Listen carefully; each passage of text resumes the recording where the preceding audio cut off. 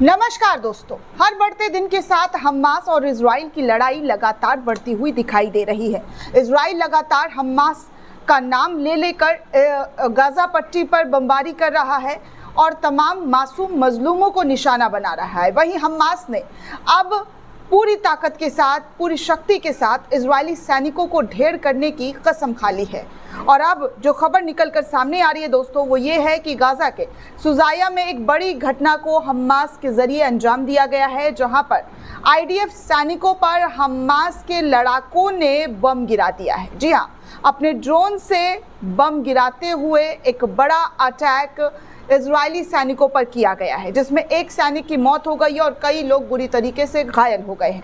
आपको तमाम तस्वीरें दिखा रही हूँ दोस्तों कि किस तरीके की तस्वीरें जो है वो निकलकर सामने आई है।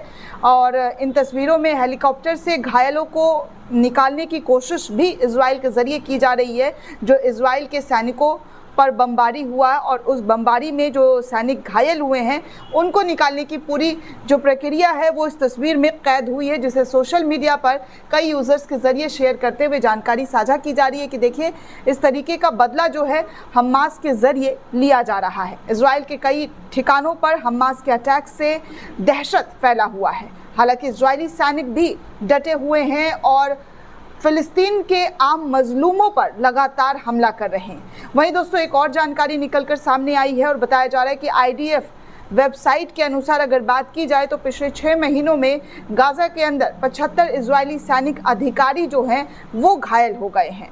पिछले 6 दिनों में, जी हाँ दोस्तों, पिछले 6 दिनों में 75 इजरायली सैनिक बुरी तरीके से घायल हो गए हैं। कल भी 3 सैनिक मारे गए हैं, 2 परसों मारे गए हैं। इस तरीके की आंकड़ा जो है वो निकलकर सामने आ रही है। कुल मिलाकर अगर बात की जाए तो 5 जो बड़े अधिकारी हैं उनको मार गिराया गया है और 75 आईडीएफ सैनिक केवल पिछले 6 महीनों में मार गिराए गए हैं। इस बात की जानकारी एक यूज़र के ज़रिए साझा करते हुए बताई जा रही है कि ये तमाम चीज़ें इस वक्त हमास के ज़रिए इजराइल पर अटैक करते हुए दिखाई दिया जा रहा है। वहीं दोस्तों एक और तस्वीर मिडिल ईस्ट ऑब्जर्वर के ज़रिए पेज जो है उन्होंने शेयर करते हुए लिखा है कि कैसे एक घर के अंदर, जी हाँ, यमन का मिसाइल जो है वो गिरा है, जहां पर तमाम सामान जो है वो टूटा फूटा हुआ दिखाई दे रहा है। यमन का मिसाइल भी लगातार इजरायली सेना और इजराइल आम लोगों के घरों पर गिरता हुआ दिखाई दे रहा है। खासकर सबसे बड़ी चीज़ दोस्तों कि यमन ने भी इजराइल को सबक सिखाने के लिए पूरी तैयारी कर ली है। किस तरीके से तैयारी की है हर रोज़ हम आपको दिखा रहे हैं कि यमन के ज़रिए किसी भी कीमत पर हार नहीं माना जाएगा, ऐसा ऐलान वहां के प्रवक्ता के ज़रिए कर दिया गया है। एक और वीडियो सामने आया है जहां पर 3 मिसाइल जो है यमनी वो गिराया गया है, जिसके बाद जो है कई जगहों पर यरूशलेम के अंदर टुकड़े टुकड़े घर के जो क्षति होते हैं वो वीडियो में कैद हुआ है, जिसको यमन के ज़रिए शेयर करते हुए जानकारी दी गई है कि हमने ये हमला इजराइल के ऊपर किया है, जहां पर घरों को भी अब नुकसान पहुंचाना शुरू कर दिया गया है। मिडिल ईस्ट ऑब्जर्वर ने भी कुछ खबर शेयर करते हुए बताया है कि किस तरीके से यमन ने तल अवीव शहर को डिटेक्ट करते हुए कई सारे मिसाइल्स जो हैं वो दागे हैं। 6 मिसाइल लॉन्च किए गए हैं, जिसकी तस्वीरें आप वीडियो के माध्यम से देख सकते हैं कि यमनी सेना ने भी, जी हाँ, यमनी, हिजबुल्ला और हमास के ज़रिए ताबड़तोड़ अटैक किया जा रहा है। सीज़ फायर की फिलहाल खबर निकलकर सामने आ रही है, लेकिन हमास के ज़रिए सीज़ फायर को ठुकरा दिया गया है।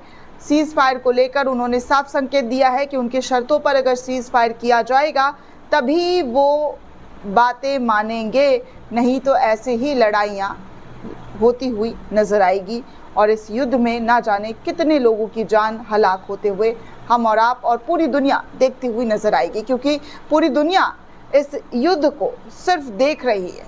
इस पर कड़ाई से, सख्ती से कोई कदम नहीं उठाया जा रहा है जहां पर लोगों की जान बच सके। आम इंसान जो इससे इफ़ेक्ट हो रहे हैं उन आम इंसानों की सुरक्षा मुहैया किया जा सके, लेकिन ऐसा नहीं हो रहा है। पिछले 1.5 साल से ज़्यादा इस युद्ध में हज़ारों लोगों की जानें जा चुकी हैं।